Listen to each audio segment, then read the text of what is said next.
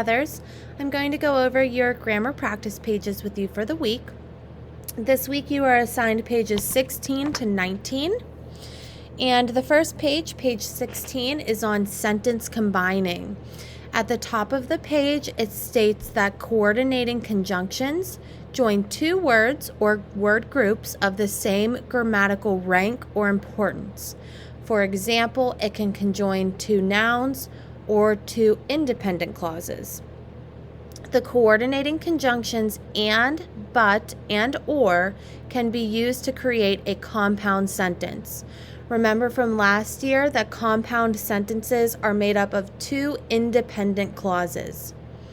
We also have subordinating conjunctions, and these tell where, when, why, or how.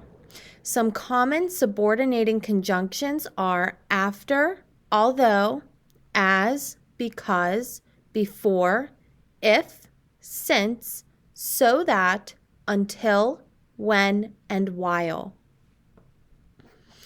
For this page, you're going to circle the conjunction in each sentence and then write whether it is coordinating or subordinating on the lines. I am okay with you writing a C for coordinating or an S for subordinating. Use the word or the box at the top kind of like a bank to check and identify whether it's coordinating or subordinating. Let's do two together. Number 1 says, my dad looks great when he wears a suit. I notice that my sentence doesn't start with a conjunction. It is actually in the middle of my sentence, which it is the word when. So I'm going to start with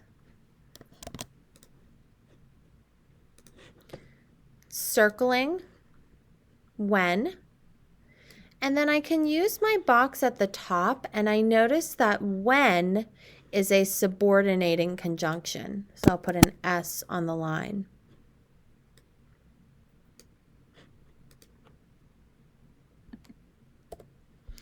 Number 2 says, I gave him a tie and he wears it all the time.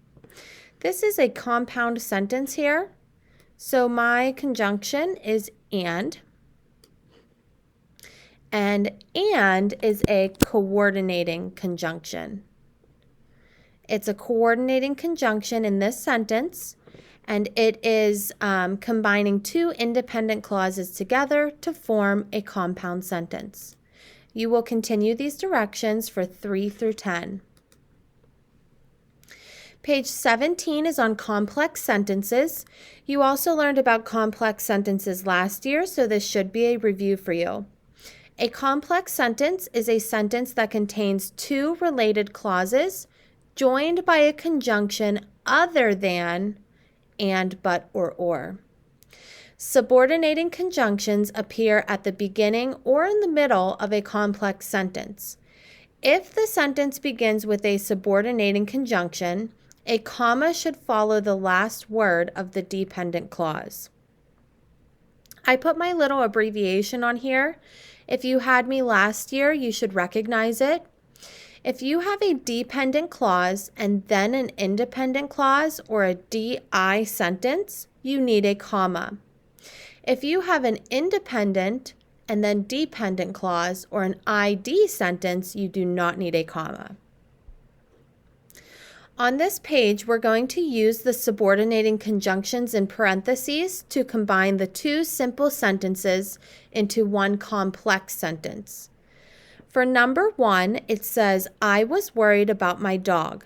She wouldn't eat. I am going to put my subordinating conjunction in the middle of my sentence, making it an ID sentence. So it will read, I was worried about the dog because she wouldn't eat. Because I'm putting my independent clause first, I do not need to add a comma.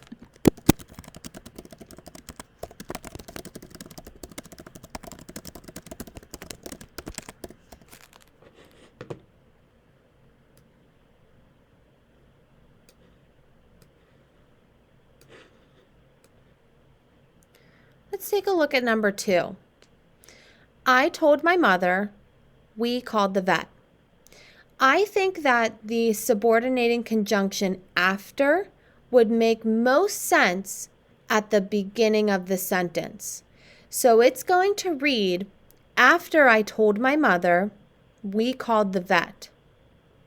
Because I'm making the first clause dependent by adding the subordinating conjunction first, I need to have a comma because it's going to be a DI sentence.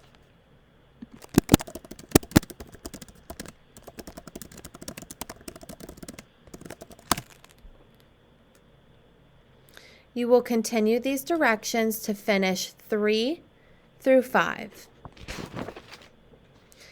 Page 18 is all about commas. So we need to use a comma before a conjunction to separate two independent clauses in a compound sentence. We also need to use them in complex sentences, again, when the dependent clause is first. It says to use the conjunction in parentheses to create one compound or one complex sentence from the two simple sentences, and we need to use our commas correctly. Number 1 says, my grandmother called, no one was home, and I need to use the word but. But is a coordinating conjunction. Therefore, I'm going to be making this into a compound sentence with two independent clauses.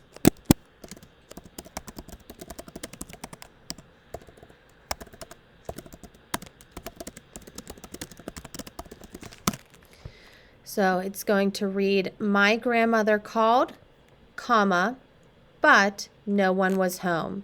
I need to add that comma before the conjunction.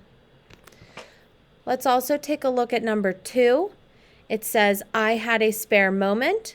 I called her back. I need to use the conjunction when.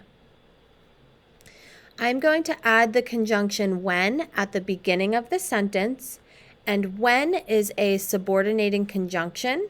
So that's going to make this, when I had a spare moment, is dependent. So I need a comma.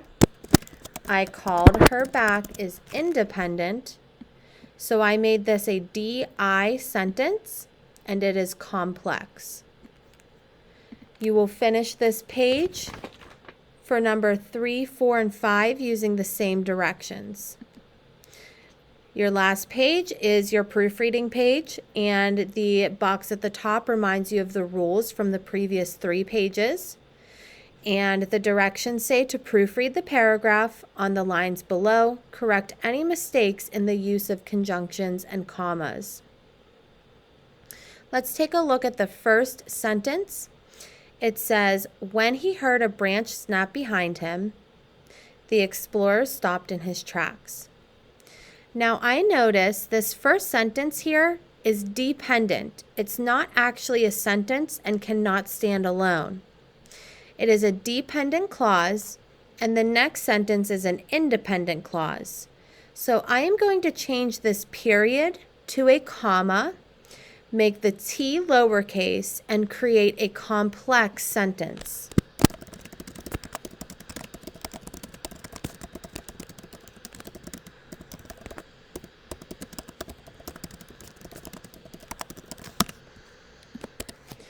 You will finish going through the paragraph and proofreading. If you have any questions, please feel free to reach out to any of the reading teachers. On Thursday, your grammar test will be posted. Have a great day, 5th grade.